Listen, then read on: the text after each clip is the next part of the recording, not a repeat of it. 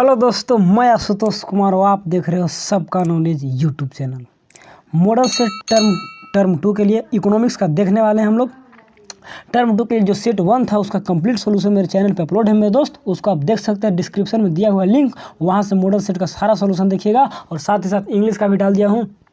और जो भी प्लेलिस्ट का लिंक है डिस्क्रिप्शन में मिल जाएगा, कमेंट में मिल जाएगा, वहाँ से और हर एक चैप्टर जो मैंने पढ़ा दिया इकोनॉमिक्स क्लास 11th के लिए टर्म टू एग्जामिनेशन में आने वाले जितने भी चैप्टर हैं सारे चैप्टरों को एक वीडियो मैंने पढ़ा दिया हूँ दोस्त। एक एक वीडियो में एक एक चैप्टर है, उसको आप पढ़ लीजिएगा, क्योंकि मॉडल सेट जहाँ से क्वेश्चन आ रहे हैं ना सब वहीं से टोटल क्वेश्चन का मैं आंसर देख रहा हूँ। जो मैं नोट से पढ़ा दिया हूँ सारा उसी से है, एक भी बाहर से नहीं है। और जो भी इंपॉर्टेंट क्वेश्चन दे दिया हूँ उससे है। कुछ चैप्टर का इंपॉर्टेंट क्वेश्चन बच चुका है जो मैं एग्जामिनेशन के बाद उसको अपलोड करूँगा, सॉरी मेरे दोस्त, मॉडल सेट के बाद उसको अपलोड करूँगा। लेकिन अधिकतर क्वेश्चन यानी कि 80 से 90 प्लस, मैंने 80 प्लस कहिए ना कि मेरे मॉडल सेट से क्वेश्चन है। जो भी मैंने पढ़ा दिया उसी से सारा क्वेश्चन है, कहीं से एक्स्ट्रा नहीं क्वेश्चन दिया। तो उस बहुत से पढ़ लीजिएगा, नहीं तो बहुत अफसोस होगा आपको कि एक वीडियो नहीं देख पाए थे चैप्टर का। ठीक है, तो रिक्वेस्ट है काइंडली कि आप लोग पढ़ लीजिएगा। और आज तो मॉडल सेट का सोल्यूशन देखने जा रहे हैं। सेट नंबर 2 है मेरे दोस्त, और इकोनॉमिक्स सब कुछ पता होगा, इंस्ट्रक्शन देखे होंगे। अगर सेट 1 देखे होंगे तो बहुत अच्छा, नहीं तो देख लीजिएगा, उसका डिस्क्रिप्शन में लिंक मिल जाएगा, या फिर प्लेलिस्ट बनाया हुआ प्लेलिस्ट पे जाइए और सारा देखिए। चलिए, क्लास 11th इकोनॉमिक्स हम लोग देख रहे हैं। 40 नंबर का होगा, 1.5 घंटा समय मिलेगा मेरे दोस्त। थोड़ा सा समय कम रहता है सब्जेक्टिव में, लेकिन टेंशन नहीं लेना है, सारे को हम लोग घर से पढ़ के जाएंगे, अच्छे से रिवीजन करके अच्छे से याद करके सबको जाएंगे। तो वहाँ पे 1 घंटा, मतलब कम से कम 1 घंटा, कितना 1.5 घंटा टाइम है ना, तो अप्रोक्स 1 घंटा 10 मिनट 15 मिनट के बीच में हो जाना चाहिए कंप्लीट मेरे दोस्त। वैसे होता नहीं है, लेकिन थोड़ा सा करना पड़ता है सब्जेक्टिव में। चलिए, जनरल इंस्ट्रक्शन देखते हैं, उसके बाद हम लोग। अब वीडियो बहुत ही बड़ा हो जाता है, 1 घंटा अप्रोक्स, फिर बहुत बड़ा, उससे फिर मेरे डाटा का भी प्रॉब्लम हो जाता है, और साथ ही साथ इंटरनल स्टोरेज वगैरह फिर अपलोडिंग में टाइम लगता है। इसीलिए मैंने सोचा हूँ कि वीडियो को 2 पार्ट में बनाऊंगा, पार्ट 1 एंड पार्ट 2। तो आज पार्ट 1 बना रहा हूँ दोस्त, अगले दिन पार्ट 2 जाएंगे, या फिर नेक्स्ट वीडियो जब भी जाएंगे तो पार्ट 2 जाएंगे। आप लोग का अगर प्यार सपोर्ट बना रहा है तो पार्ट 2 पार्ट 3 हर एक वीडियो जाएंगे, पूरा डिटेल सोल्यूशन जाएंगे। बस आप लोग कहिए, बोलिए कि हाँ सोल्यूशन चाहिए भैया, कमेंट करिए, बिल्कुल सोल्यूशन लाऊंगा। टेंशन लेने वाली बात थोड़ा सा भी नहीं है, जरा सा भी सोचने की बात नहीं है। तो बस टाइम बहुत वेस्ट कर दिए, 2 मिनट कर दिए वेस्ट। आप सीधे सोल्यूशन देखते हैं दोस्त। देखिए, थोड़ा सा जनरल क्या बोलते हैं इंस्ट्रक्शन जो देख लीजिए क्या क्या बोल रहा है। आप देख लिए होंगे, फिर थोड़ा सा देख लीजिए। कह रहा है कि एग्जामिनर रिक्वायर्ड टू आंसर देना ऑन वर्ड, अपने वर्ड में देना है जितना आपको आसान लगे। साथ ही साथ 19 क्वेश्चन रहेंगे मेरे दोस्त, जो 1 से 7 तक जो है ना 2 नंबर की क्वेश्चन है, इसमें से आपको 5 को बनाना होगा। ठीक, साथ ही साथ आगे देखिए 8 से लेकर जो 14 तक मेरे दोस्त होंगे ना, वह शॉर्ट टाइप होंगे। इसमें से आपको किसी 7 क्वेश्चन रहेंगे, 7 में 5 बनाने हैं, और 50 वर्ड में आप इसको लिख सकते हैं ज़्यादा से ज़्यादा। यह 3 नंबर के मेरे दोस्त रहेंगे। और साथ ही साथ जो 15 से 19 लॉन्ग आंसर रहेंगे, तो लॉन्ग आंसर में 5 दिए रहेंगे, 5 में हमको 3 बनाना है, जो कि 150 वर्ड के आसपास में उसको लिख सकते हैं। तो जनरल इंस्ट्रक्शन इसको माइंड में बैठा के एग्जाम में लिखिएगा तो अच्छे से अच्छा स्कोर कर पाएगा। और हम लोग का टारगेट है कि 90 प्लस करना है, तो करना है किसी भी हाल में। चलिए, सेक्शन में देखते हैं, बहुत ही जल्द धड़ देखेंगे, और ज़्यादा वीडियो बड़ा नहीं करेंगे, कम वीडियो में शॉर्ट करके आप लोग का डिटेल लेंगे, सोल्यूशन एक्सप्लेनेशन डिटेल। इंग्लिश का भी देखिए, एक एक वर्ड पैसेज के साथ एक्सप्लेन करते हूँ, कहीं से कोई दिक्कत नहीं होनी, ना इंग्लिश में ना इकोनॉमिक्स में। 2 सब्जेक्ट का जिम्मेवारी मैं ले लिया हूँ, अब सारा एग्जाम की तैयारी मैं करूँगा दोस्त। तो चलिए आज सोल्यूशन देखते हैं। फर्स्ट क्वेश्चन क्या कर रहा है, और थोड़ा सा PDF निकालते हैं, उसके बाद सोल्यूशन देखेंगे। देखिए, फर्स्ट क्वेश्चन में क्या कर रहा है, सेट 2 का, सॉरी मतलब सेट 2 का सेक्शन ए देखने जा रहे हैं, जो वेरी शॉर्ट आंसर क्वेश्चन है। ठीक है, इसमें आपको 7 क्वेश्चन दिए रहेंगे, 7 में आपको 5 क्वेश्चन का सोल्यूशन करना है, 5 बनाना है। 2 आपको जो भी थोड़ा सा डिफिकल्ट लगेगा उसको आप छोड़ दीजिएगा और 5 बनाइएगा। तो चलिए हम लोग सेक्शन ए का क्वेश्चन है, फर्स्ट देखते हैं। क्वेश्चन क्या बोल रहा है, द मार्क्स क्या है obtained by the student of the 4 are 10, इतना जो दिया है 10 15, फाइंड द मीन मार्क्स। देखिए, मीन सब चीज़ पढ़ाया हुआ, एक भी चीज़ नहीं छोड़ा हूँ, हर एक चीज़ को पढ़ा था। मेरिट डीमेरिट जो भी न्यूमेरिकल थ्योरी जितना भी सोल्यूशन है ना दोस्त, हर एक चीज़ को मैं पढ़ा दिया हूँ चैनल पे। कोई नहीं कह सकता है आपसे पढ़े भैया नंबर नहीं है, हो ही नहीं सकता है, सारा चीज़ पढ़ा दूँ। चलिए सोल्यूशन देखते हैं दोस्त, सोल्यूशन देखते हैं।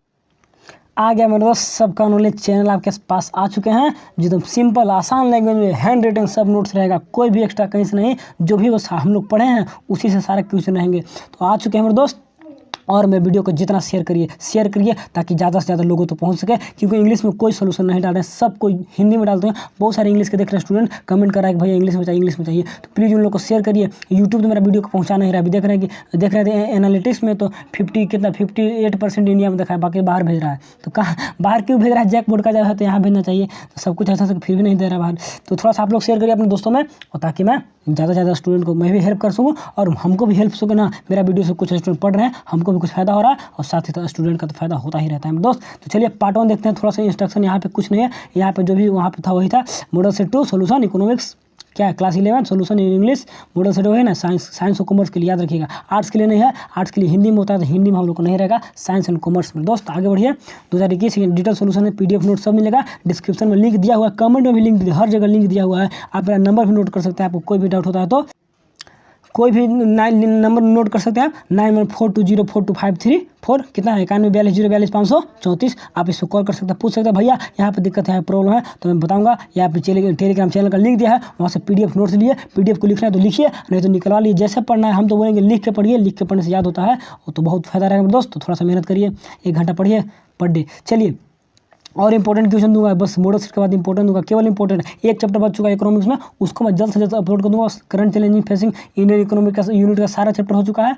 बस जो क्या है comparative development unit number 3 chapter 3 उसको बस पढ़ा देना थोड़ा सा, और उसके बाद कंप्लीट हो जाएगा। एक थोड़ा सा दिया है, क्या बोलते हैं उसको, निकालने के लिए होता है ना, प्रोग्राम सेट करने के लिए, तो उसके लिए वो चैप्टर नहीं पढ़ाएंगे, थोड़ा सा बता देंगे। चैप्टर कंप्लीट है, इंग्लिश में 2-3 चैप्टर रह गए, 2 या 3 होंगे, उसको भी कंप्लीट कर दूंगा। बस मॉडल सेट जल्द से जल्द हो जाए, उसके बाद सब कुछ कर दूंगा, इंपॉर्टेंट क्वेश्चन भी दे दूंगा और सारे को रिवीजन भी करा दूंगा, टेंशन नहीं लेना है। तो चलिए सेक्शन 1 को देखते हैं मेरे दोस्त। 5-6 मिनट थोड़ा सा इंट्रोडक्शन में चला जाता है टाइम, उसके लिए क्या बोले, थोड़ा सा सॉरी तो बोलते हैं दिल से, लेकिन फिर से देखिए कुछ नहीं देखना है। आशुतोष कुमार नाम तो जाने कैसे, चलिए सेक्शन धर देखते हैं। देखिए अपना लैंग्वेज में हूबहू मेरे वाला छाप में दीजिए, या फिर आपको लगता है कि नहीं भैया थोड़ा सा ऐसे पता, हम अपना तरीके से कर सकते हैं। कहीं बुक वगैरह से मैं नहीं छापा हूँ, मैं सोच कर अपने खुद से बनाया हूँ।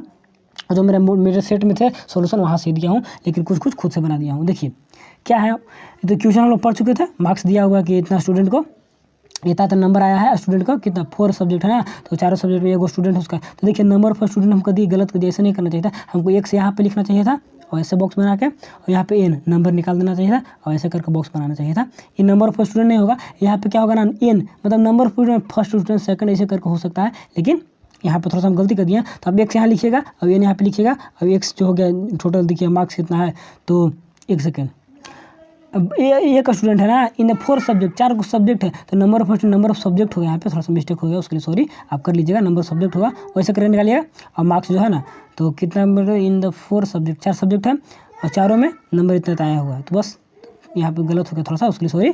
नंबर ऑफ सब्जेक्ट है ना, तो नंबर ऑफ सब्जेक्ट कहने का मतलब कि first subject, second subject, third subject, fourth, इन 1 2 3 4 ऐसा नहीं, वो क्या डिस्क्रीट सीरीज वाला नहीं है, डिस्क्रीट सीरीज में बना दिया हूँ, थोड़ा सा इसके लिए गलत है, ऐसा नहीं है। चलिए निकाल लीजिएगा। चलिए समेशन ऑफ एक्स निकालते हैं, मीन का सबसे आसान है, और थोड़ा सा लिख दीजिएगा कि नंबर ऑफ ऑब्जर्वेशन क्या है, sum of the observation by number of observation लिख के यहाँ पे summation of x by number of x करके, और समेशन ऑफ एक्स देखिए 50 आया, सबको जोड़िएगा ना, इसका समेशन करिएगा तो 50 आएगा। और जो कितने 1 2 3 4 4 को संख्या है, तो इनका संख्या 4 है, तो 4 से डिवाइड करिए 25.2, या इसको पॉइंट भी लिख सकते हैं 12.5, ऐसा कर सकते हैं। या फिर आप एक्स को जो कॉलम बोले, क्या आप ऐसा कॉलम बनाकर यहाँ पर एक्स और क्या बोलते हैं जो इन निकाल के, और यहाँ पे ऊपर थोड़ा सा लिखिएगा। देखिए मैं डायरेक्ट यहाँ पे लिख दें, यहाँ पे आप लिख सकते हैं क्या, नंबर ऑफ ऑब्जर्वेशन और बटा में sum of the observation, number इसे करके क्या बोलते हैं, sum of the observation by number of observation mean होता है ना, तो वहाँ पे देखिए मैं डायरेक्ट लिख जाऊँगा, आप थोड़ा सा लैंग्वेज दे दीजिएगा। 2 नंबर का है ना, तो 1 नंबर में थोड़ा सा लैंग्वेज फॉर्मूला देके 2 नंबर का थोड़ा सा अच्छा से लिखना होगा, तो थोड़ा सा कर लीजिए। मीन तो सबसे आसान है। अब डायरेक्ट मेथड से बनाते हैं, इसको आप क्या बोलते हैं, डिस्क्रीट से भी बना सकते हैं, सॉरी इसको आप स्टेप डेविएशन मेथड से बना सकते हैं, और sorry assumed mean method shortcut method से बना सकते हैं, वो स्टेप डेविएशन से नहीं बना सकते, क्योंकि गैपिंग अगर सही है, गैपिंग सही है। चलिए इसको आप स्टेप डेविएशन डायरेक्ट सबसे बना सकते हैं, लेकिन जब सिंपल डाटा दिया हुआ है, कुछ नहीं बोल रहा है, तो आप डायरेक्ट मेथड से बनाइए, क्योंकि इंडिविजुअल सीरीज है तो डायरेक्ट मेथड आसान होता है इसमें। तो यहाँ तो थोड़ा सा समझिए। चलिए व्हाट इज लॉरेंज कर्व, देखिए लॉरेंज कर्व क्या है, सब चीज़ पढ़ाया हुआ टॉपिक है। लॉरेंज कर्व का, लॉरेंज कर्व इज ग्राफिकल क्या है, graphical study of dispersion, measure of dispersion पढ़े थे कि डिस्पर्सन को पढ़ने के लिए कौन है, यहाँ पे हम लोग का लॉरेंज कर्व का यूज होता है। एक लाइन और लिखिए, it is the best method for the finding result in measures of dispersion. Measures of dispersion में जो लॉरेंज कर्व होता है बहुत ही हम लोग को ज़्यादा फायदा करता है। ऐसे मेजर ऑफ डिस्पर्सन में जितने भी हम लोग टॉपिक्स पढ़े हैं उसमें, चलिए तो ग्राफिकल मेथड है, बाकी सब मेथड तो ग्राफिकल नहीं ना है, जैसे क्वार्टाइल डिवीजन पढ़िएगा, स्टैंडर्ड डिवीजन पढ़िएगा, सब पढ़ा है। क्वार्टाइल तो टॉपिक हटा दिया है, स्टैंडर्ड डिवीजन, मीन डिवीजन ये सब पढ़ा है, तो यह सब चीज़ है, तो ग्राफिकल मेथड नहीं है। लेकिन लॉरेंज कर्व क्या है, ग्राफिकल मेथड है डिस्पर्सन को क्या स्टडी करने के लिए, it is best method for the finding result निकालने के लिए, सबसे आसान है, ग्राफ से निकाल सकते हैं। चलिए डिफाइन बेस ईयर डिफाइन करिए, ये सब 2-2 नंबर क्वेश्चन है, तो 2-2 लाइन लिखिएगा तो 2 नंबर मिलेगा, ऐसा नहीं कि 1 लाइन लिखिएगा। चलिए एक लाइन भी किसी का सूटेबल आंसर 1 लाइन में है तो 1 लाइन भी लिख सकते हैं, लेकिन ज़्यादा सूटेबल है थोड़ा सा बढ़ा के लिखिए। The base year is the year, compare करने के लिए बेस ईयर, करंट ईयर सब पढ़े हैं ना, P0 होता है ना, P1 0 से बेस ईयर के, 1 से करंट ईयर के लिए डिनोट करते हैं, तो सब चीज़ पढ़ा दिया हूँ। थोड़ा सा वीडियो पढ़ लीजिएगा, वहाँ क्लियर हो जाएगा ना, सब कुछ हम डिटेल से बता दिया हूँ। चलिए बेस ईयर क्या है, base year the year with which the value from the others year are compared, दूसरे ईयर का वैल्यू इससे कंपेयर करते हैं बेस ईयर में। इंडेक्स हम निकालिएगा ना तो एक बेस ईयर होता है, करंट ईयर होता है, और डाटा को मिलाया जाता है कि बेस ईयर में कितना लॉस हुआ, करंट में कितना हुआ, अभी इकोनॉमिक ग्रोथ कितना है, प्रोडक्शन कितना और कितना एक्सपोर्ट कर रहे कितना, तो सब कुछ कंपेयर किया जाता है, कितना प्रोडक्शन एग्रीकल्चर में हुआ, कितना कौन सेक्टर में हुआ है ना, प्राइमरी सेक्टर, तो सबको कंपेयर किया जाता है। तो एक बेस ईयर कंपेयर वाला ईयर होता है, जो कंपेयर किया जाता है अदर ईयर को इसमें। और in the calculation of the index number, जब कैलकुलेशन करते हैं तो index value of the base year is conventionally set equal to 100। और इसका इंडेक्स नंबर, बेस ईयर का इंडेक्स नंबर जो होता है ना 100 मान के चलते हैं, या किसी कंपेयर करना तो उसको 100 मान लिए, 100 है। और हम लोग करंट ईयर में देखते हैं कि इसमें कितना आ रहा है, तो कंपेयर करके बताते हैं बेस में तो 100 है, वहाँ पे यहाँ पे मेरा 100 से प्लस आ रहा है या 100 से कम आ रहा है, तो कंपेयर करने के लिए बेस ईयर को 100 मान लेते हैं कि इसका इंडेक्स कितना है, 100 है, और बाकी करंट का निकाला जाता है, कंपेयर किया जाता है। तो ये थोड़ा सा बेस ईयर के थे मेरे दोस्त, पढ़ लीजिएगा, अच्छा से समझ लीजिएगा, लिख के याद कर लीजिएगा।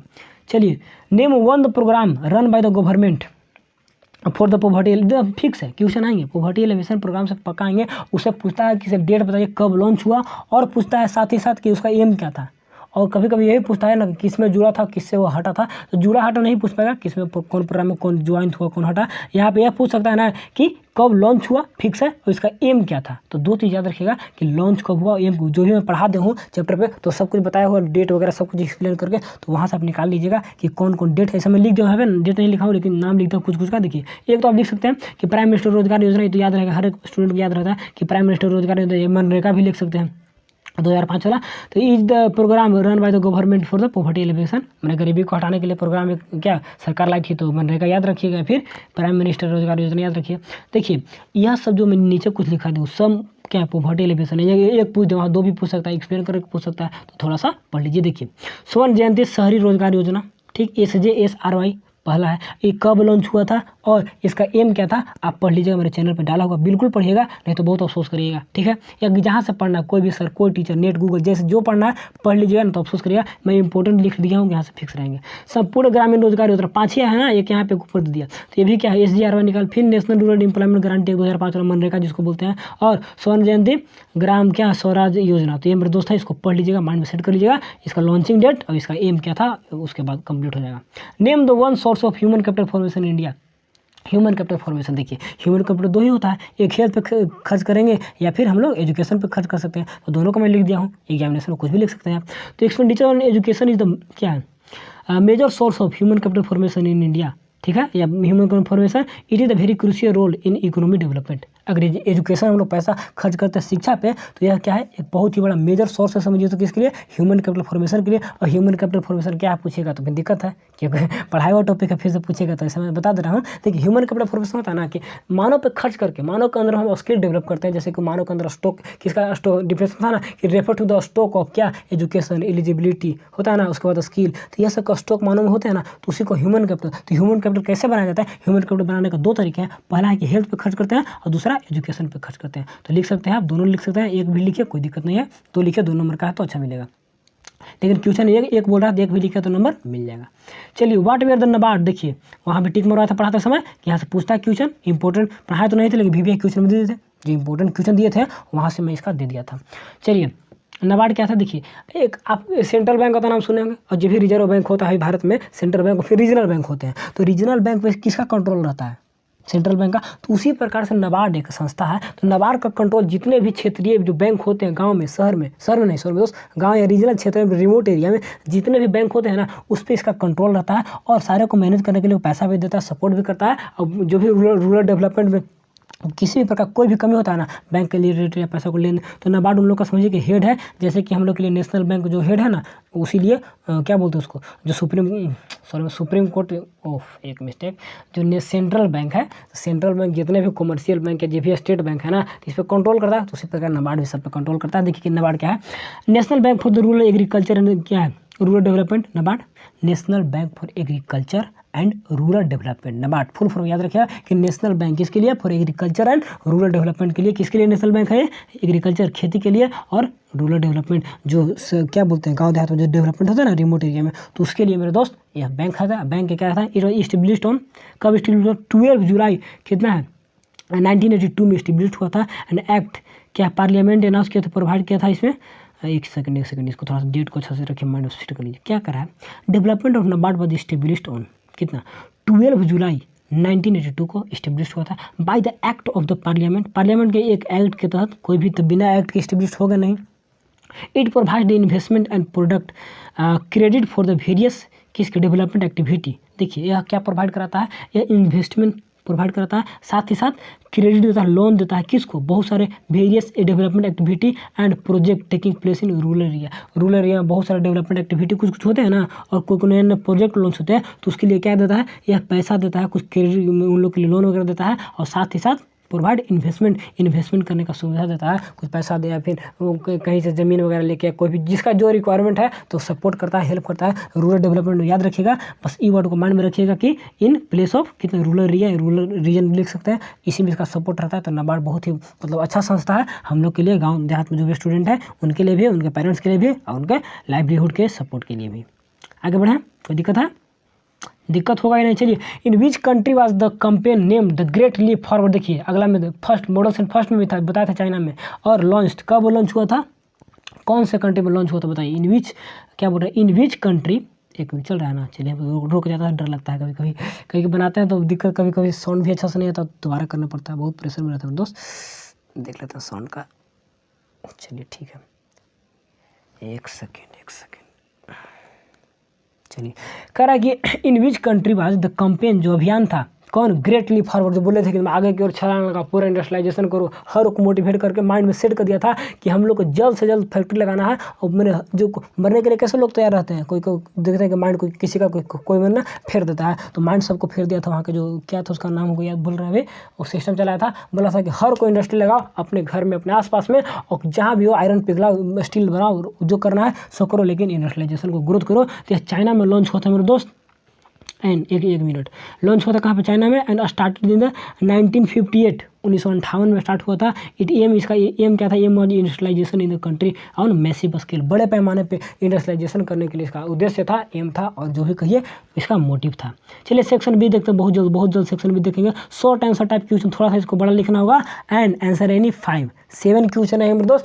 7 में आपको किसी भी आंसर 5 दे दीजिए, जो आपको सूटेबल, जो आपको अच्छा लगता है, जो मेरे से पढ़ाया हुआ याद हो गया होगा उसी को लिखिएगा। आगे देखिए बोल दिया कि merit and demerit of mean deviation, क्या हमें चैप्टर पढ़ाया था, मेरिट डीमेरिट नहीं पढ़ाया, एकदम पढ़ाया, केवल न्यूमेरिकल नहीं बता था, चैप्टर डिटेल में सब कुछ बता दिया था कि कुछ भी नहीं छूट सके, एग्जामिनेशन में नंबर कहीं से भी कमी आने का कोई चांस हो या नहीं हो, मेरे से जो पढ़ लेगा उसको बम रहना है, बम मिजाज करके रहेगा। चलिए मेरिट देखिए, मीडियन का, मीडियन मीन क्या कहेगा, sorry, merit and demerits of the median का पूछ रहा है, तो सबका मीडियन मीट सब पढ़ाया होगा, कोई दिक्कत नहीं है। चलिए फिर से पढ़ लीजिए, और जो यहाँ से मॉडल से पढ़ लेंगे, एक बार वीडियो पढ़ लीजिएगा तो रिवीजन हो जाएगा, रिवीजन कर लीजिएगा, बार वीडियो को देखिए, याद करके रट जाइए, क्योंकि फुल नंबर लाइए, और बम रहिए, मिजाज खुश रखिए, आसपास माहौल क्या बनाइए, अच्छा बनाइए, गुड इन्वायरमेंट रहिए, और आसपास क्रिएट क्या बोलते हैं उसको, एकदम गुड थॉट दीजिएगा ना, उनका लड़का पढ़ने वाला है, उनका लड़का तेज है, जो सोसाइटी में, समाज में जो इज्जत प्रतिष्ठा मिलता है, दोस्त बहुत मजा, बहुत मतलब समझिए कि कॉन्फिडेंस बढ़ता है आगे पढ़ने के लिए। तो आप लोग मेहनत करिए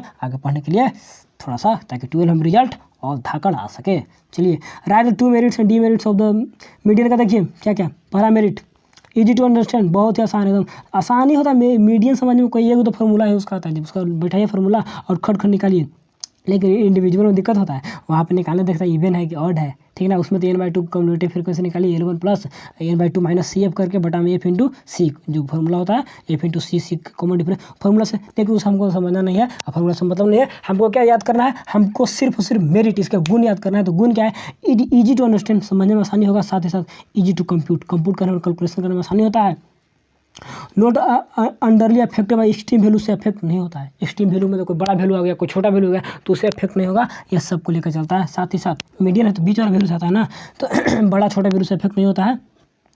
it can be located graphically, median को हम लोग गिव से less than more than give, जहाँ पे मीट करते हैं और सामने एक सेक्शन पे जो पॉइंट होता है वहाँ मीडियन निकलता है, तो मीडियन को ग्राफ से कर सकते हैं, जो मीन में नहीं था, मीन का उसका डीमेरिट था। और appropriate average in the case of open and series जो बताए थे कि फर्स्ट और लास्ट जो रहेगा ना गैप, क्या बोलते हैं, क्लास इंटरवल में, फर्स्ट क्लास इंटरवल में, लास्ट क्लास इंटरवल में, फर्स्ट क्लास इंटरवल का लोअर लिमिट और लास्ट क्लास इंटरवल का अपर लिमिट, याद रखिए, फर्स्ट क्लास इंटरवल का लोअर लिमिट और लास्ट क्लास इंटरवल का अपर लिमिट गायब रहेंगे, उसी को बोलते हैं ओपन एंड सीरीज, तो यह एप्रोप्रिएट एवरेज निकाल देता है। कब? ओपन एंड सीरीज में भी निकाल देता है, क्योंकि इसको ओपन एंड से मतलब है नहीं, इसको मतलब है सिर्फ और सिर्फ बीच से मीडियन बीच का निकालता है। ठीक है, इसको हिंदी में क्या बोलते हैं? माध्यिका बोलते हैं ना, तो देख लीजिएगा माध्यिका है, आप बता दो भी। चलिए डीमेरिट्स ऑफ मीडियन। डीमेरिट कुछ गुण, किसी में केवल गुण रहे। कौन स्टूडेंट बोलता है कि मेरे में केवल गुण है, या कौन भैया टीचर सर कौन बोलते हैं कि मेरे में केवल गुण है? सब में गुण अवगुण सब कुछ होते हैं। गुण को क्या करता है लोग दिखाता है, अवगुण को क्या करता है छुपा लेता है दोस्त।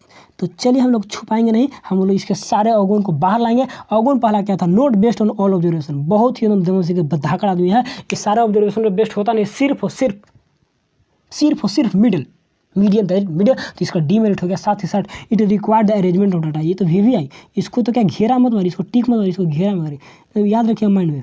चलिए इतना ही घेरा करते हैं, ये माइंड में याद रखिए कि किसका अरेंजमेंट करने के लिए इसको डाटा को अरेंज असेंडिंग और डिसेंडिंग में अरेंज नहीं करेगा तो रिजल्ट क्या आएंगे? फॉल्स आएंगे, गलत हो जाएंगे। तो माइंड में बैठा लीजिए, और ना होगा तो इसको सर्कल में घेर दे। क्या? रुकिए, इसको छोड़ेंगे नहीं, इसको सर्कल में भी घेर देते। कहाँ गया? एक सेकंड काटिए, तो इसको सर्कल में घेरते। सर्कल में तो घिरेगा नहीं, सर्कल में तो अच्छा से घिरेगा नहीं, इसको ऐसे घेर देते हैं।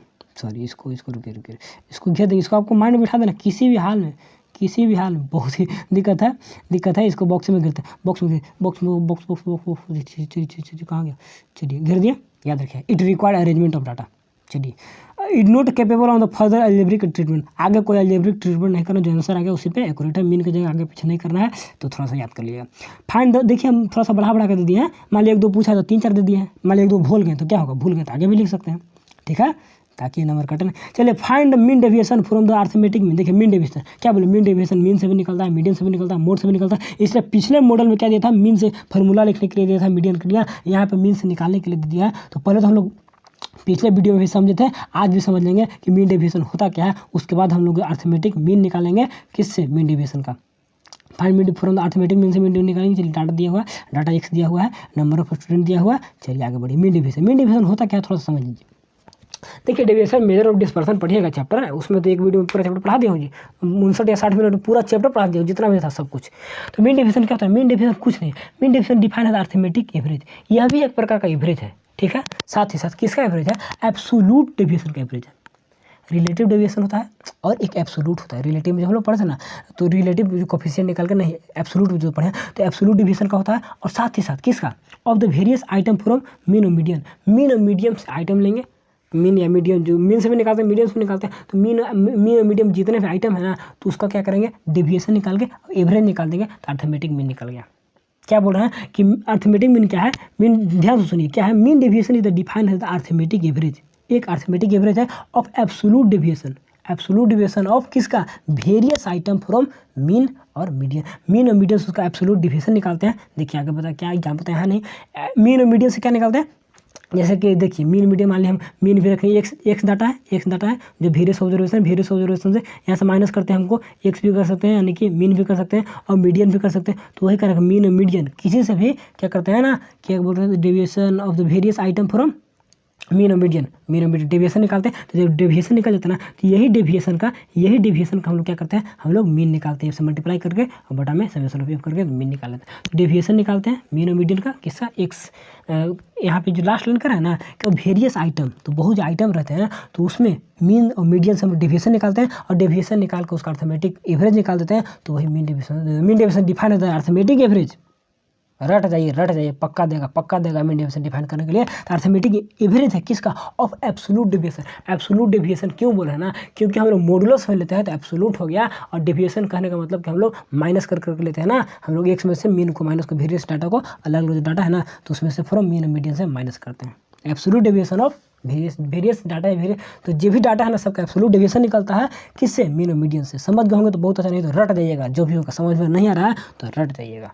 ठीक है, मैं तो कहूँगा रट ही जाइएगा, सालों को छोड़िएगा नहीं, क्योंकि सॉरी में दोस्त गलत शब्द यूज कर दिया, सॉरी। तो क्या बोलो, उसको रट जाइएगा। और एक सेकंड क्या बोल रहे थे? रट जाना है, डिफिनेशन को रटना ही पड़ता है, डिफिनेशन को कुछ नहीं है। लेकिन समझने के लिए आपको यही सिंपल लैंग्वेज में बताता हूँ कि मीन डेविएशन एक एवरेज है किसका? एब्सोल्यूट डेविएशन का एवरेज है। एब्सोल्यूट डेविएशन किसका? कैसे निकालते हैं? तो एब्सोल्यूट डेविएशन हम लोग अलग अलग जो आइटम दिया रहता है ना, उसको हम लोग मीन से निकाल लेते हैं, मीन या मीडियन से माइनस करके मोड से भी निकाल सकते हैं। तो एब्सोल्यूट डेविएशन निकाले, एब्सोल्यूट डेविएशन का एवरेज निकाल दिया, तो वही एवरेज को क्या बोलते हैं? मीन डेविएशन बोलते हैं। अब मैं नहीं बोलूँगा, बहुत बोला, बहुत रिक्वेस्ट किया इसको रटने के लिए। आगे बढ़ते हैं थोड़ा सा। क्वेश्चन क्या था? क्वेश्चन क्या था, कभी कभी बहुत ज़्यादा टाइम पास होता है ना। Find the mean deviation from the arithmetic mean from the following data. हमको लगता है कि भी आई है और लगता है कि समझा नहीं पा रहे हैं, तो उसको समझते कैसे समझाऊँ ना, समझ रहे हैं ना। चलिए तो देखिए डाटा था, तो डाटा हम लोग देख रहे हैं कि फ्रीक्वेंसी दिया है, क्लास दिया हुआ है, तो डिस्क्रीट सीरीज है, तो डिस्क्रीट सीरीज है। देखिए लिख दिया यहाँ पे एबव क्वेश्चन नंबर 9 जो ऊपर देखिए हम लोग, is the discrete series so the following step involve in the calculation. अब डिस्क्रीट सीरीज में अलग अलग स्टेप है, तो इसका स्टेप देखिए क्या क्या है।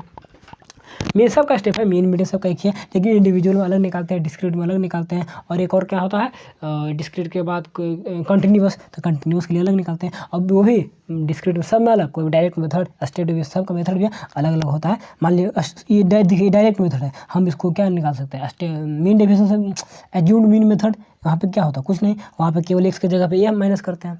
तो कुछ भी कर सकते हैं, तो कुछ नहीं करिएगा, आप सीधे डायरेक्ट मेथड से निकालिएगा, ज़्यादा मेथड के चक्कर में, क्योंकि कहीं भी मेथड नहीं बोल रहा है, बस केवल निकालने के लिए बोल रहा है, तो आप निकाल दीजिए। लेकिन आगे देखिए क्या क्या बोल रहा है यहाँ पे। स्टेप देखिए, first step find the mean from the given data, mean निकालिए यहाँ से, ठीक है, जो डाटा मीन निकालिए। मीन के बाद आपको एब्सोल्यूट डेविएशन निकाल, देखिए यहाँ पर एब्सोल्यूट डेविएशन, एब्सोल्यूट डेविएशन कैसे होता है ना, कि देखिए जो वेरियस डाटा बोल रहे थे, तो वेरियस डाटा एक्स रहेंगे, और उसमें से मीन या मीडियम हम बोल रहे थे, तो मीन मीडियम से माइनस कर दें, तो वही होगा एब्सोल्यूट डेविएशन। तो एब्सोल्यूट डेविएशन निकालिए, और उसके बाद समेशन ऑफ किसका, एफ इंटू एब्सोल्यूट डेविएशन निकाल दीजिए।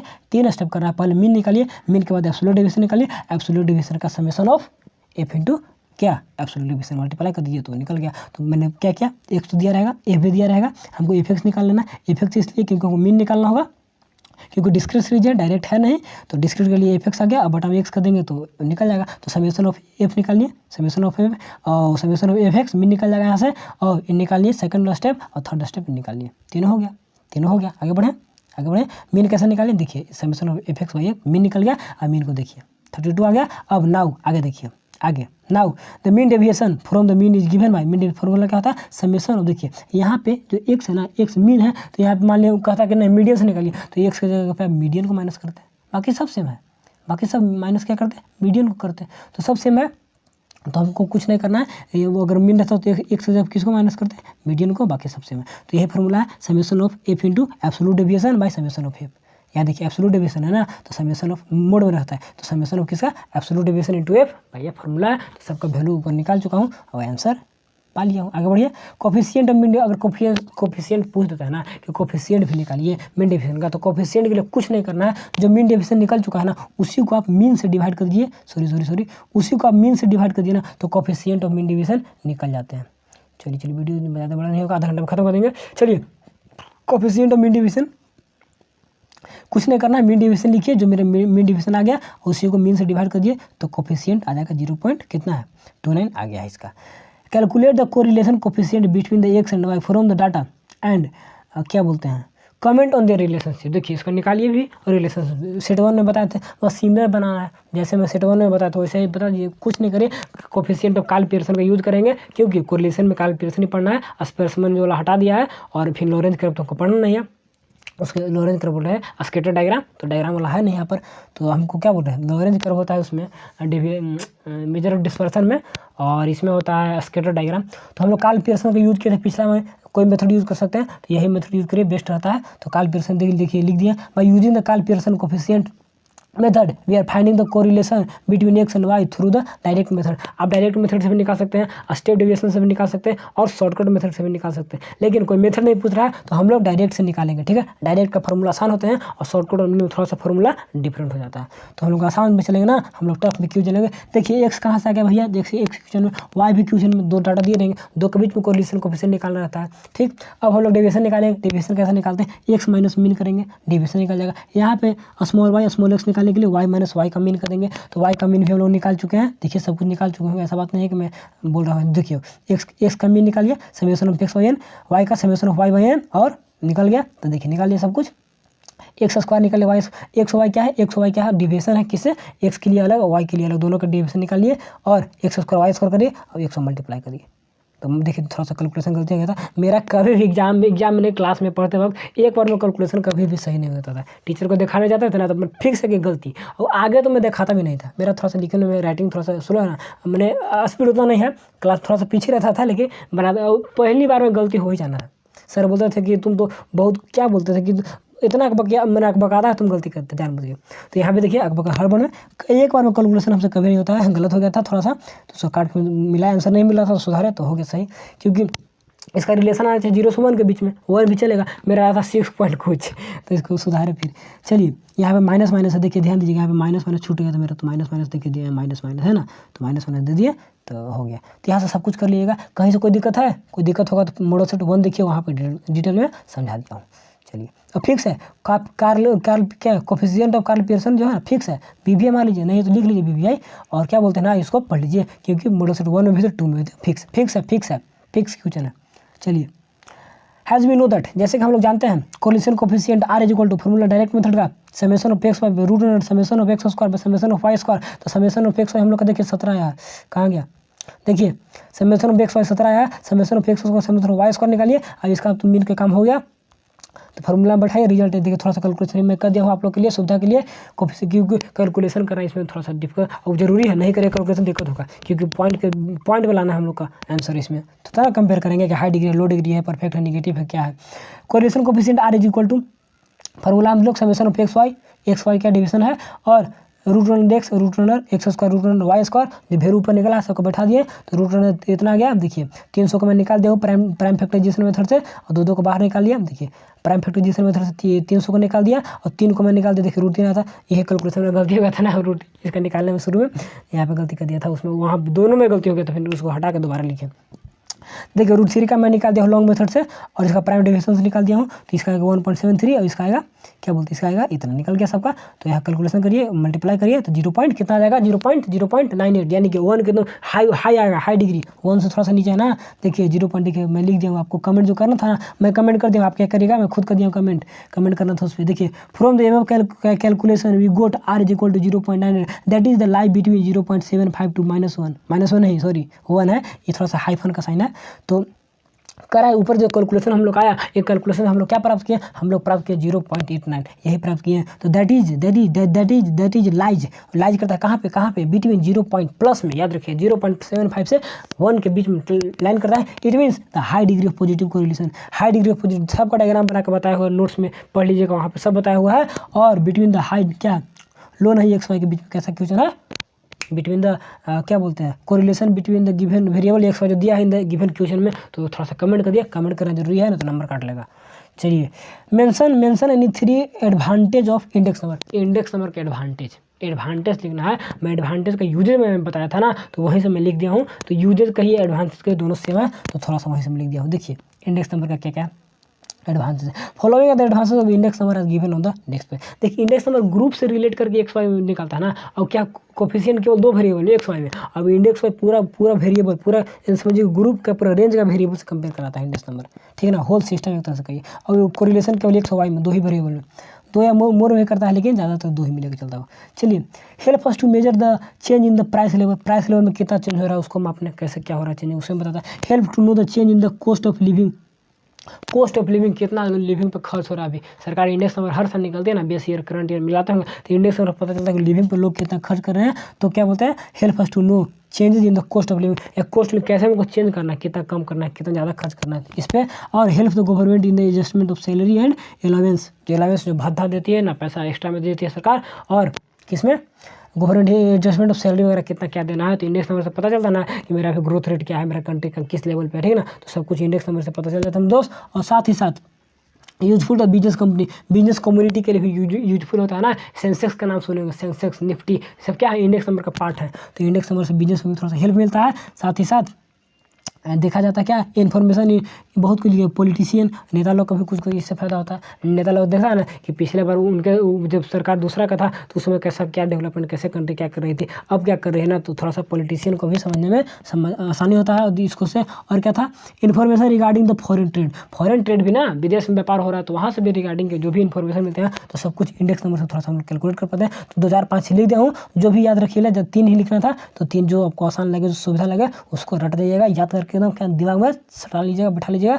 Difference between the absolute and the relative poverty, फिर मारी कहाँ के सॉरी मैं दोस्त, वीवीआई, चलिए इसको फिर मारी वीवीआई, कहाँ गया वीवीआई, किसकी आई वीवीआई। चलिए कुछ नहीं, क्या बोल रहे थे, distinguish between absolute and relative, दोनों में अंतर लिखिए।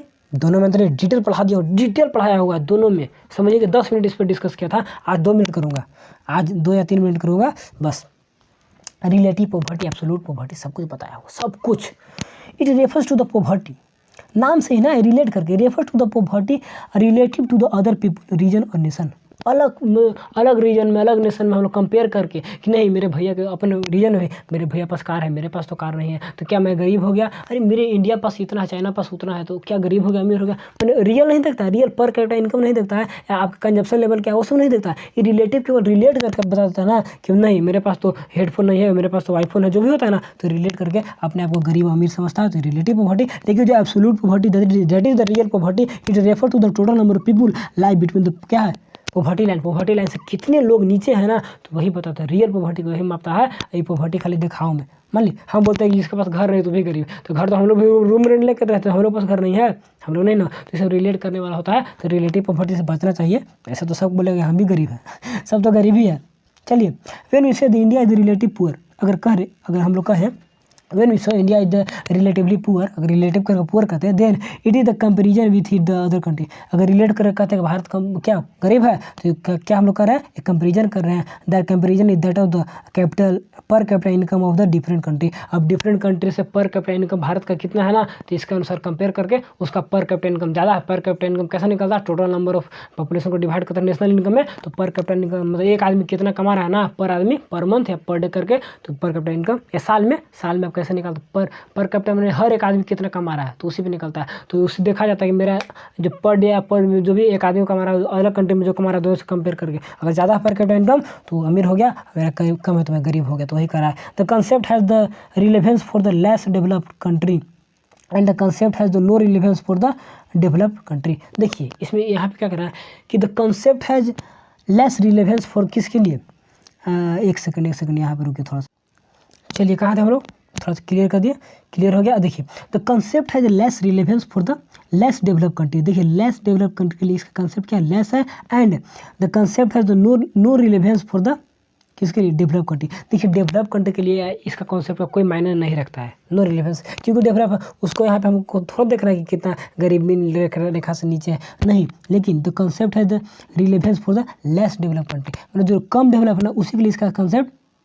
जो पॉवर्टी लाइन नीचे है ना, तो जो लेस में है ना, पॉवर्टी लाइन से लोग ज़्यादा नीचे कहाँ रहते हैं, डेवलप कंट्री में, जी नहीं। जो लेस डेवलप है, अंडर डेवलप है ना, तो वहीं पे पॉवर्टी लाइन से लोग बहुत ही नीचे रहते हैं, तो उसी के लिए इसका क्या है, कंसेप्ट है रिलेवेंस है, मतलब संदर्भ में एकदम सही है एक तरह से कहिए तो, लेस डेवलप कंट्री में। और इसका कंसेप्ट नो रिलेवेंस है किसके में, डेवलप कंट्री में, समझ गए। इसका कोई रिलेवेंस मतलब कोई संबंध नहीं है उसमें, किसमें, डेवलप कंट्री। पर कैपिटल सब इनकम से ऊपर रहता है, गरीबी पॉवर्टी लाइन सब ऊपर रहता है डेवलप में, तो यहाँ पे इसका कोई ऐसा कुछ नहीं। चलिए विद इन द इंडिया के अंदर क्या है, relative poverty is calculated with the help of Lorentz curve and Guinea coefficient. देखिए इंडिया में लॉरेंज कर्व से मदद से हम लोग क्या निकाल सकते हैं, गिनी कर्व भी, ये दोनों मदद से क्या कर सकते हैं हम लोग, इसको निकाल सकते हैं। और किसको, रिलेटिव पॉवर्टी को। And India absolute poverty is calculated with the help of poverty line. इसमें पॉवर्टी लाइन से, इसमें हम लोग लॉरेंज कर्व से देख लेते हैं कितना छला मतलब आगे है, कितना पीछे है, और साथ ही साथ गिनी कोफिशिएंट से भी। अब लॉरेंज कर्व को बोलिएगा यहाँ पे दिक्कत सब है, तो इसका पढ़ाया देखना पड़ेगा ना दोस्त, डायरेक्ट एक बार में समझ में नहीं ना आएगा, तो थोड़ा सा देख लीजिएगा तो अच्छा रहेगा ना। चलिए ऐसे अगर लॉरेंज कर्व से एक्स्ट्रा क्वेश्चन में आएगा तो बता दूंगा। चलिए India is relatively one of the poorest country of the world has its per capital income is less $1 per day. देखिए इसका पर कैपिटल इनकम है, पर कैपिटल इनकम $1 से भी कम है एक आदमी का इनकम, तो एक समझिएगा पूरेस्ट एक तरह से पूरा वर्ल्ड में है। अब $1 भी नहीं है तब गरीब हो गए ना, तो पूरेस्ट कंट्री का रहा है, ऑफ द वर्ल्ड का भी, वन ऑफ द पुअरेस्ट, मतलब बहुत सारे पुअरों में ये भी एक पुअर है। वन ऑफ द पुअरेस्ट कहने का मतलब कि बहुत सारे पुअरों में ये भी एक पुअर है, पूरेस्ट पूरा वर्ल्ड में नहीं है। In India 29.8% of the total population is absolutely poor. कह रहा है कि इंडिया में कितना 29.8% टोटल पॉपुलेशन का इतना परसेंट क्या है, एब्सोल्यूट क्या है, एब्सोल्युटली पुअर है। भारत तो गरीबी ज़्यादा हम लोग जानते हैं। चलिए लास्ट मैं थोड़ा सा डिटेल में देता हूँ, ज़्यादा देता हूँ, इतना ज़्यादा वहाँ नहीं लिखना है, वहाँ पर थोड़ा सा कम और ज़्यादा लिख देना, ज़्यादा याद रहेगा तो वहाँ से कम लिखिएगा। अब कम यहाँ बताऊँगा वहाँ जाकर और भूल जाइएगा, खत्म हो जाएगा ना, तो थोड़ा सा मैं 4-5 पॉइंट है तो वहाँ 2 पॉइंट लिखना है तो आसान नहीं रहेगा ना। जो पॉइंट आसान लगता है उसको थोड़ा सा बैठा लीजिएगा, पढ़ लीजिएगा सब, और आसान चीज़ रहेगा, बड़ चीज़ भूल जाएगा तो कोई दिक्कत नहीं, आसान रहेगा ना। It compare the inequality of the income assets of the ownership. Compare किसका, इनइक्वालिटी ऑफ इनकम, इनकम में कम बेसी किसका है, फिर एसेट्स पूंजी ओनरशिप किसके पास ज़्यादा है कम बेसी है, इसी में कंपेयर करके निकालता है। और जो रियलिटी में जो एक्यूरेट पुअर है, एब्सोल्यूट पुअर होता है, it measure by the 2 criteria इसको मापा जाता है। पहला है minimum calorie consumption VBI and minimum consumption of expenditure, 2 category से इसको मापा जाता है। किसको, एब्सोल्यूट को। पहला देखिए क्या है VBI, इसीलिए थोड़ा सा इसको लिख दिया। Minimum calorie consumption for the rural, जो गरीबी है 2400 कैलोरी लेता है पर डे, एंड अर्बन के जो आदमी है उसके लिए सोचा गया कि 2100 कैलोरी लेता है पर डे, तो आप क्या है, गरीब नहीं, आप इससे इतना सा कम लेते हैं तो आप गरीब है। अब इतना कैलोरी समझते ना, एनर्जी खाना से निकलता है, तो इतना कैलोरी आप लेते हैं तो आप गरीब नहीं है, अब इससे कम लेते हैं तो गरीब है, मतलब रखा गया है मापदंड है। और मिनिमम कंजप्शन दो चीज़ को नापा जाता है। पहला तो इससे हो गया, एक एनसीईआरटी में क्वेश्चन है, दोनों में बेस्ट कौन है, दोनों में सूटेबल कौन है, तो कैलोरी वाला मोस्ट सूटेबल नहीं है, क्योंकि कैलोरी को ज़्यादा कोई कम बेसी भी ले सकता है, गरीबी का मोस्ट सूटेबल यही होगा। तो minimum consumption expenditure for the rural के लिए, कंजप्शन एक्सपेंडिचर मतलब कंजप्शन एक्सपेंडिचर में खाने पे जब खर्च करते हैं, उपभोक्ता पे जो खर्च करते हैं, अब 800 रुपये उपभोक्ता खर्च करते हैं पर मंथ, और शहर का आदमी है अब 1000 करते हैं ना, तब गरीब नहीं है, इससे कम करते हैं तब गरीब है। यह मिनिमम है, कम से कम इतना आपको करना है तब गरीब नहीं है, इससे कम करते हैं तब गरीब होगा, खर्च करना मतलब कंजप्शन पे एक्सपेंडिचर। तो यह दोनों डाटा याद रखिएगा, तो बहुत है, एनसीईआरटी का डाटा है इसलिए मैं दे दिया, और अलग अलग मेरा नोट्स में डाटा अलग है तो भी याद नहीं रखिएगा, एनसीईआरटी का डाटा है इसको याद रखिएगा। वाट कहाँ थे what is mean by the agriculture marketing, देखिए 13 नंबर, वाई द क्या है, वाई डू नीड क्रेडिट, यह सब आगे पढ़ेंगे हम लोग। 15 to 19 section C, all question will be covered in the next video, part 2 आएंगे मेरे दोस्त, क्योंकि वीडियो बहुत बड़े हो जाए। देखिए इसी में अच्छा 40 मिनट का होगी, वीडियो और बड़े हो जाता है ना, बहुत बड़ा वीडियो, फिर अपलोडिंग में टाइम लगता है, एडिटिंग में टाइम लगता है, फिर नेट भी सब खत्म हो जाता है, ये रिकॉर्डिंग करने में भी ज़्यादा लगता है, PDF से पढ़ाते में भी कम होता है, तो थोड़ा सा दिक्कत है इस समय। तो थैंक्स फॉर वाचिंग, बहुत मेहनत है आपके लिए, तो थैंक्स फॉर प्लीज़ सपोर्ट में, आई ऑलवेज सपोर्ट यू, एकदम पक्का छोड़ेंगे नहीं जान को, जब तक लेके चलेंगे हमको क्या, चांद के पार को, जो भी होता है उसको बोलिए, डायरेक्ट मारिए, थोड़ा सा आगे बढ़िए, प्लीज़ शेयर, और जो भी कहते हैं कहा था मेरे दोस्त, कहा थे खुद को मेरा बात पढ़िए, क्या है, कमेंट करिए, कमेंट बिल्कुल कमेंट नहीं, केवल देखते हो अपने पढ़ते नहीं, पढ़ाई जितना शेयर करिए, जितना पढ़िए उतना शेयर करिए। शिक्षा ऐसा एक मात्र साधन है जिसको जितना बांटते हैं उतना ज्ञान होता है, दोस्तों में फैलाइए नहीं, मैं ऐसे पढ़ रहा हूँ तुम क्या पढ़ रहे हो, कमेंट करिए कि बहुत अच्छा पढ़े भैया, आप ऐसे पढ़ाएं, वो भैया ऐसा पढ़ाते हैं, ठीक है। जो भी करना है, वीडियो को लाइक जरूर, लाइक करना है तो लाइक जो भी करिए, तब हमें एनर्जी मिलेगा, वाह मेरे दोस्त हमसे पढ़ रहे हैं, तो लाइक करिए। एंड इफ़ यू टीचिंग, आप मेरे टीचिंग को लाइक करते हैं, पार्ट 2 के लिए कहिएगा बनना लाइए भैया, then please like my video and subscribe my channel and share among your classmates before the examination and from this effort, अगर आप यह कोशिश करते हैं, I always motivated for work, तो मैं काम करने के लिए हमेशा मोटिवेट रहूँगा। तो आई क्या आशुतोष कुमार है, सिग्नेचर मार दिया 3/5/2022, कितना बजे लिखा था, 3:47 में लिखा था, और तुरंत वीडियो अपलोड करने जा रहा हूँ शाम में, टेंशन मत लीजिए। तो इतना मेहनत हो रहा है, तो बस तब तक खुद से पहले आगे बढ़िए, तूफान में जय हिंद, जय भारत। Thanks for watching.